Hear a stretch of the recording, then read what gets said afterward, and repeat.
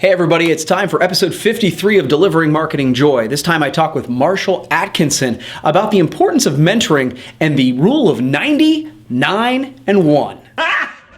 Got him!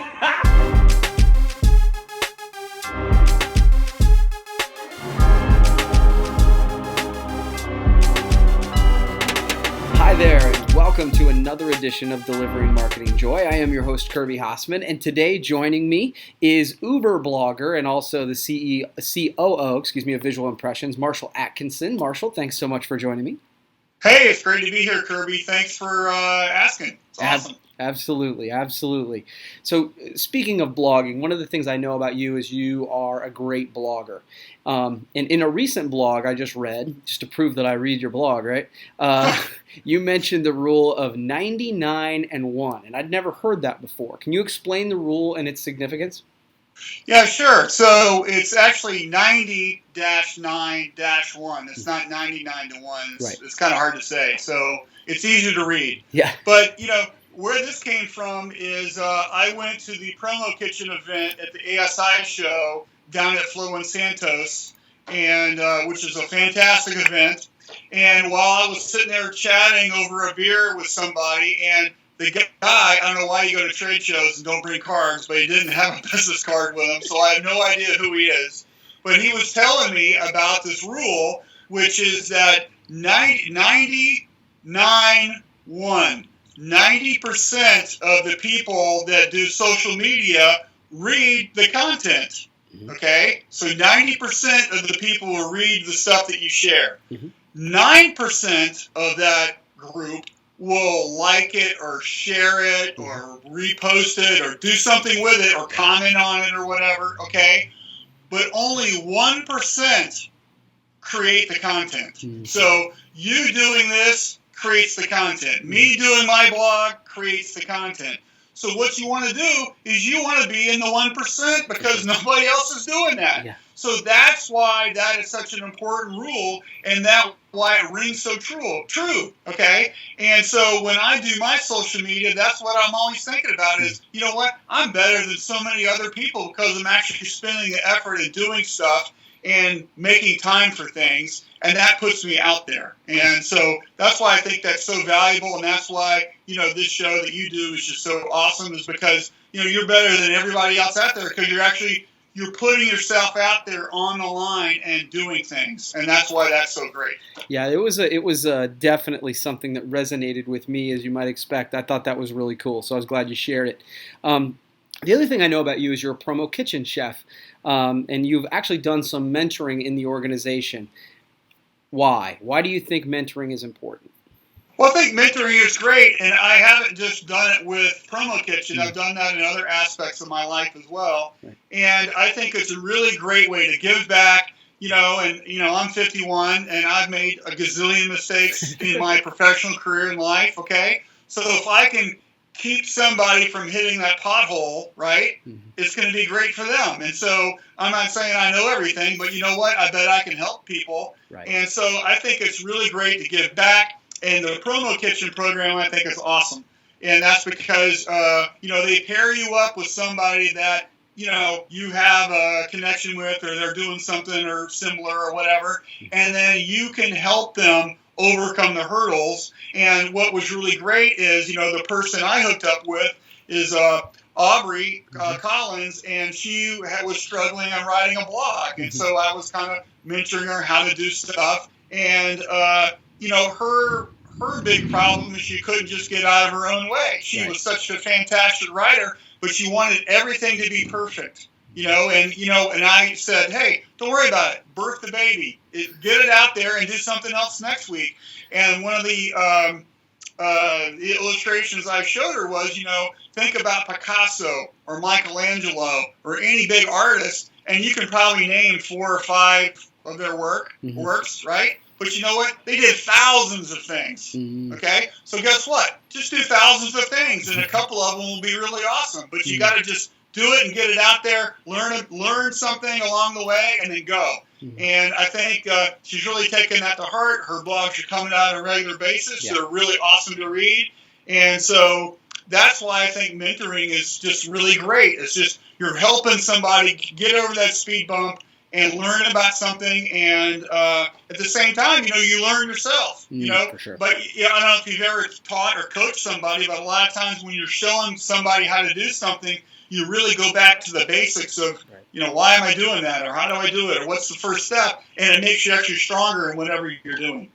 Yeah, I think sometimes the hold is that they think, oh, I need, as you said, I don't know everything. Some people think that you need to know everything to be a mentor, and sometimes it's just nice to have someone to bounce ideas off of. It's really valuable that way. Right, exactly true.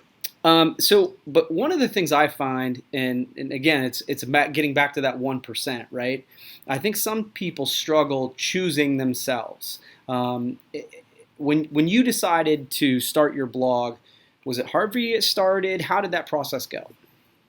Well, when I started my blog in 2011, if I recall correctly, and I had just lost my job, and I wanted to brand myself and position myself as a thought leader, and nobody knows who I am. So I was trying to find a new job. I was trying to do something. And so I started this blog and got the first year, it was just zero traction. I didn't know what I was doing. I was very irregular with how I was posting, when I was posting, what I was writing about. And just recalling what I was going through, I was really focused on trying to find how to write, what to do, that kind of thing. And so along the way, I made tons of mistakes. And you know what? You learn from those mistakes. And that's what I was just with the mentoring with Aubrey. You have to make those mistakes. And it's the same thing, whether you're learning how to write a blog or learning how to play tennis or learning how to, cook Chinese, you're going to really do some awful things. And it's perfectly okay. And you have to be okay with learning how to really ruin a meal or how to hit 600 balls into the net. It's okay, because sooner or later you're going to learn how to get it over the net. Right. Or you're going to how to learn how to write in a complete sentence, or be funny.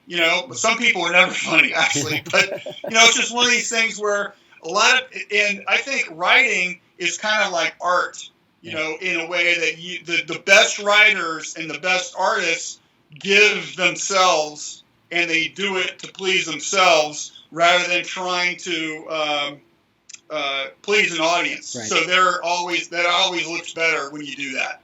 When you just try to focus on making yourself happy and not worry what the audience wants or likes, and also being genuine and sharing real things, talking about your failures, or what makes you happy, or what makes you sad, or your unique viewpoint on whatever the position is. People are going to respond to that. If you're just a carbon copy of everybody else, nobody's going to care. No, it's a great point. Be you. Yeah. Right, be you. So awesome job, Marshall. You've answered my 3 questions. I give everybody the chance to ask me a question as well. Do you have one for me? I do. Okay. I've got a great one. Okay. So your thing is delivering marketing joy. Yes, sir. Right? Right. Okay. I've got a challenge for you. Okay. I want your next one is going to be avoiding marketing anguish. Right? Which is, how can I avoid that giant crocodile that's right there in the river and not do something that's going to totally just be awful? So doing that by being prepared, or creating a marketing plan, or that kind of stuff. So that's my idea, is like avoiding marketing anguish. Yeah. Right? So it's a complete opposite of what you do. Yeah, no, it's a great point. But I think your point's right, in the sense that thinking it out and not just throwing a bunch of crap at the wall and seeing what sticks. I think it's amazing how many people, whether it's in their marketing, in their business, or in their life, aren't incredibly intentional, right? They show up and they do whatever seems right at that very moment. They don't write down their goals. There's no marketing plan. There's no theme for their trade show. It's just they show up and they hand out crap and they get crap results. And that's where, as you said, the crocodiles come in. So I think in avoiding marketing anguish, it's about planning to avoid marketing anguish, and hopefully in the short term, you'll also create a little joy along the way. Right. Yeah, cool. Well, awesome. Great question, man. And I really appreciate you taking the time, Marshall. I really do. And we'll have to do it again, okay? Sure, no problem. Hey, can anybody who wants to read my blog, they can find it at AtkinsonT-shirt.com. Absolutely. And we can try and link that up in the YouTube below, okay? Great. Okay, cool. Awesome. Awesome. Well, thanks, Marshall. That's going to wrap up another edition of Delivering Marketing Joy. We will see you next time. Hey, thanks for watching, but wait! Can you do me a favor? Please subscribe to my channel. If you haven't done it already, the way to do it's right over here. And hey, if you want to watch the last episode, check that out over here. Again, before you leave, subscribe!